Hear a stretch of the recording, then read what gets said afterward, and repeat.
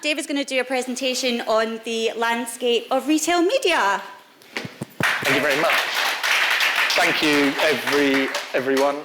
It's good to see you all, especially as I was in the other room waiting for my slot. So I just got a text and saying, you're in here. So my bad.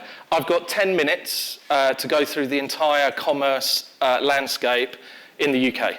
So this is going to be fairly top line, but I wanted to spin through a few areas just to sort of whet your appetite. Obviously, if anyone wants any more detail, you can come and have a chat with me afterwards. So, what's going on? Two things. Firstly, retailers are looking at margin. They tend to make 3 to 4% selling oranges and apples and bars of soap and laptops, whatever it might be. And actually, they've now started to eye up the media margins. On data and media, anything from 80 to 95%. So that's very interesting for retailers.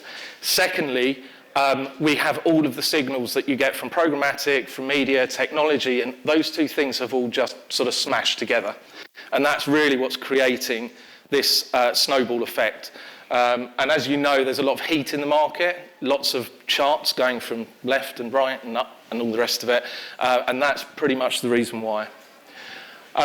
So you're aware 70% of global digital media spend sits with the top 5 platforms. You will probably know that in this room. However, it's worth noting 2 of the top 5 are retailers. So Alibaba and Amazon being key. A lot of people forget that when they're thinking about Facebook and Google and all the usual suspects. So, in terms of spend, I promised I wouldn't do too many of these sorts of slides, but to give you an idea, this is GroupM this year, next year. In 2016, just to give you an idea, we were looking at about 18 billion of spend, about nearly 80% growth, which is just enormous. In 2024, we're looking at 129 billion. Now, obviously, that growth has slowed somewhat. It's tracking at about 8.3%. However, when you take the US and China out of those numbers, the growth rate is around 14%. Most other kind of channels broadly this year are flat. So it gives you an idea about, where this money is going. Quick plug, we are GroupM. So we manage about 270 million to give you a sense in billings and retail media across Europe. We're the largest spenders with Amazon across Europe and believe globally right now, and the largest spenders with Criteo, who provide a lot of the pipes into sponsored retail media activations, and I'll come on to that in a sec. So there are a million headlines when you come to commerce, and we do say commerce from our perspective. Underneath commerce are all the other subsections. So retail media is a subsection of commerce in our view.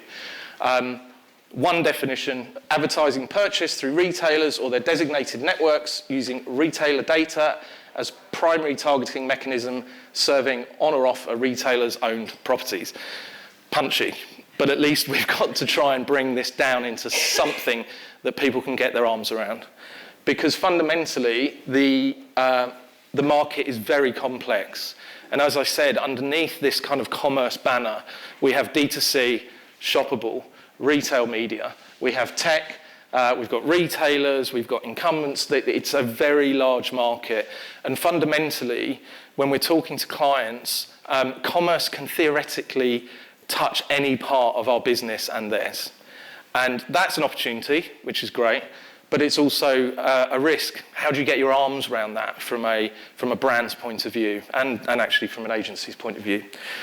So we tend to think about it in 4 key opportunities. This isn't exhaustive. There'll be people in the room that will disagree with me, I'm sure. But this is just some kind of framework so that, as I said, clients can start to get their arms around this huge topic, which is, quote, commerce. So there's on-site activity, off-site data, social commerce, and marketplaces. They're really the 4 key areas that clients are looking at. All 4 of these areas are probably 45-minute presentations on their own, and I have 5 minutes left. So I'll spin through for those that aren't quite sure about what this looks like. So on-site. Fundamentally, this is where lots of clients start. It's also where lots of retailers start. This is biddable media. pretty much search into .coms. So Tesco.com, Sainsbury's.co.uk, etc. And there's lots of different options: homepage, search and grid, PDP pages, shelves, you name it, some display, and that's all bought on a biddable basis. That's where the bulk of the spend fundamentally is going right now. And that's, as I said, where a lot of clients start, commerce clients particularly, obviously, and where retailers start when they want to stand up a retail media function. The problem for us is that they're growing a bit too fast. We estimate there's one of these popping up every week at the moment. And it's not just grocery. Everyone thinks about grocery. It's electronics. Somebody might have seen the news this week. Chase Manhattan Bank has set up a retail media network. Western Union have done so. And so, that's challenging for us, but also creates opportunities across different verticals for clients. Offsite data. This is a big potential growth area. The promise in this area is huge. So, first party, no cookies, consented, thousands of segments for clients to use, and it's bulletproof accurate because it comes out of loyalty schemes. So, Tesco Club Card, Boots Advantage, etc., etc. It also has the killer point, which is closed loop attribution. That means we know an exact sale. Not an inferred, not implied, exact, down to SKU level. So, what's not to like? Well, the issue really is the fragmentation and standardization in the industry. Everyone's coming into groups like us to sell their data, and that's fine. We're interested. We'd like to test and trial, and we are. However, all of the retailers are using different clean rooms, different methodologies. They're asking us to buy social advertising from their seats on IOs and all this kind of stuff. It's not really how we can scale. And it's something that really is a problem for our largest clients.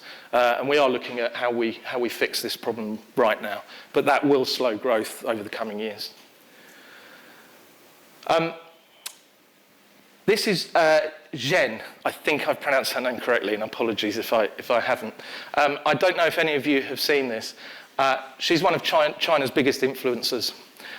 3 seconds. She shows products for 3 seconds on the equivalent of TikTok in China.